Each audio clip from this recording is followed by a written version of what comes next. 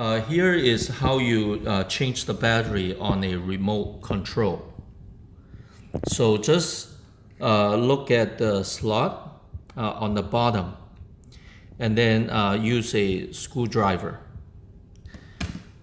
So just put the screwdriver in and then get it open like this. And then you can slide the battery out.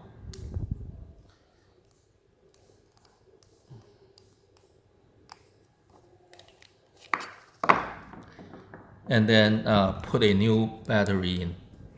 To cover it, make sure this is aligned with the hole. So that will be the right position. Okay, that's it.